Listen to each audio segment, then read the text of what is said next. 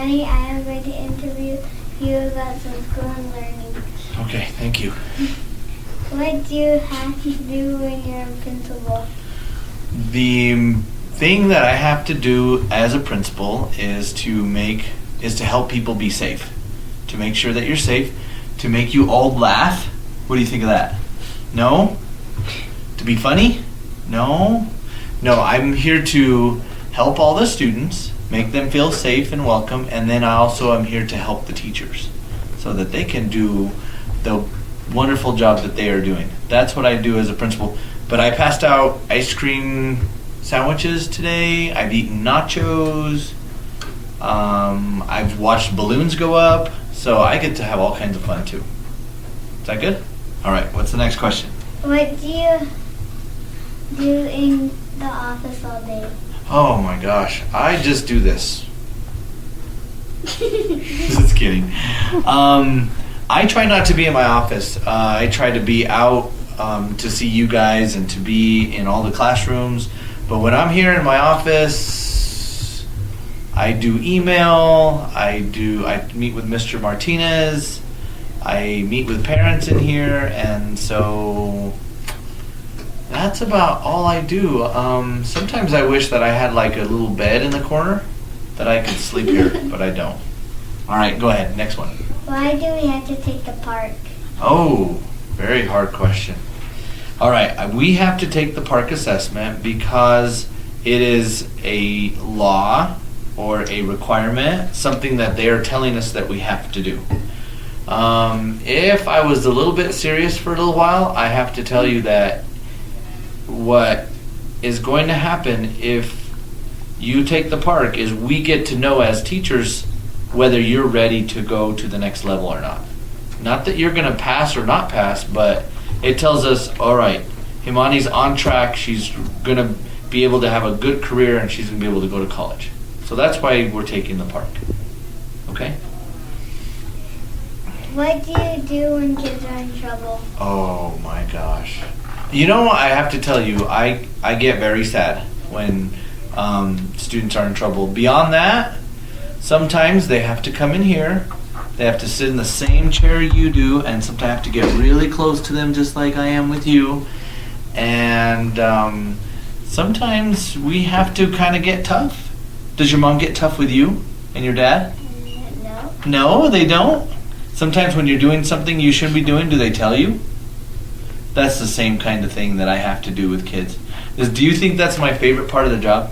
No. No. What do you think is my favorite part of the job? Kids being good. Yep. Kids having fun and kids being good. So, but I have to do it. But you know what? Sometimes I let Mr. Martinez do it. So I don't have to do it whenever the kids are bad. So that's sometimes I do that. All right, next question. What is the best part of your job? Oh. What do you think the best part of my job is? Kids not getting in trouble. Right. Kids having fun, right? Seeing kids learn. Do you think maybe eating nachos on Fridays? No, that's not my favorite. I love seeing kids have fun and seeing kids learn. And then I love when kids who are nervous about their NWEA take the NWEA, and then what happens? They grow, right? And they're not worried anymore. Does that sound familiar? Yeah. I love when kids come up and say, I grew this much. And it makes me happy. It makes you happy, right? So those are some of my favorite parts of my job.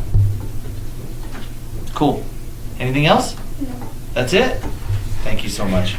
Very good interview.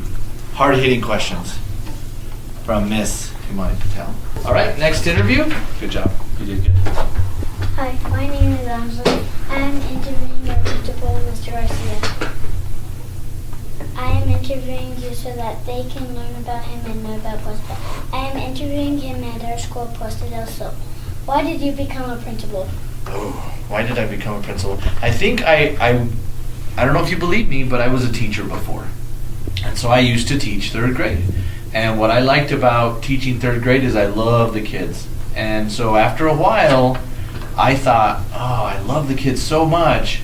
I think I want to have a bunch of kids here at the school, and I think I can help people. And so that's why I became a principal, because I love kids, and because I felt like instead of just working with 20 students in my classroom, I wanted to work with, I work with 750 now. I love it. Go ahead. Why do we have to learn to read and write? Repeat that again? Read and write. Why do we have to read? Oh yeah, learning to read and write is so important. It's important for a lot of reasons. I think it's important because being able to read and write helps you with your career, and it helps you achieve your goals. Everything that we do here, we either have to read or write. To be a principal, to be a teacher, to own a gym, you've got to learn how to read and write, don't you? And then sometimes reading and writing is fun. A lot of times it's fun. And so if you want to be able to have fun, sometimes you got to know how to read and write. Even if you're at Cliffs and you're going to go on the roller coaster, you got to be able to read the signs to know where to go. So reading and writing are so very important. Why do you like the Lobos? Oh, I love the Lobos. I sure do. I have to say I love the Lobos because they win a lot. A lot more than the Aggies do.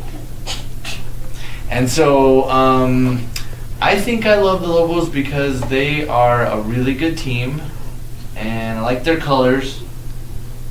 And I've been a Lobo fan since I was probably your age or smaller. So that's why I'm a Lobo fan. Good question. Why do we have to take the test? Why do we have to take the test? That is the same question Imani asked. And so, Anj, we have to take the test because that tells the teachers and it tells us how much you know. And we have other tests that can tell us how much you know, but this test that you're talking about helps us compare like how you're doing compared to other students across the nation. And so ultimately we want to know whether you're ready for college. Are you going to college someday? Or you're going to have a career, right? And so we want to know whether you're ready for that. Not that you're going to have a job or anything, but maybe you work at the gym, huh? But we need to know, like, you're in third grade, right? Mm-hmm. We need to know, are you ready for fourth grade? And then we need to know in fourth grade whether you're ready for fifth, and then so by the time you get to 12th grade, we know you're really, really ready. Okay? Why can't we have more playing time? Oh, why can't we have more playing time? Like, you mean like recess? Mm-hmm. Do you think you have enough right now? You think you do? Sometimes you want to play more, don't you? Do you think I would want you to have more time? But some teachers say that there's not a lot of time in the school day for all the learning that they have to do. So maybe if we were here longer, we could give you more recess, but I know some teachers, like Miss Patel, who teaches first grade, says, we have a lot to do. And does Miss Domingo do that too? Mm-hmm. Yeah. And so remember, you have to take the test, you have to be ready. So like we have to give you that time to do that, and maybe the recess time is a little bit less.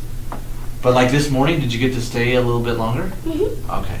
So that's the kind of stuff I like us to do. All right? Is that it? Well, thank you so much, both of you, for your hard-hitting questions, your interview questions that made me think a lot about, why I do this job, to why I like kids, to how important it is to read and write, and why everybody has to take that test, and probably why I'm a Lobo fan. Are you guys, were you Lobos or Aggies for you guys? Aggies. Oh man. Okay. Well, I respect that. You guys, what do you guys want to be when you grow up? Do you already know? Do you kind of have an idea? What do you think? I have a lot. What do you think? Tell me some, and then I'll ask Anjali. A veterinarian. Ooh, a veterinarian.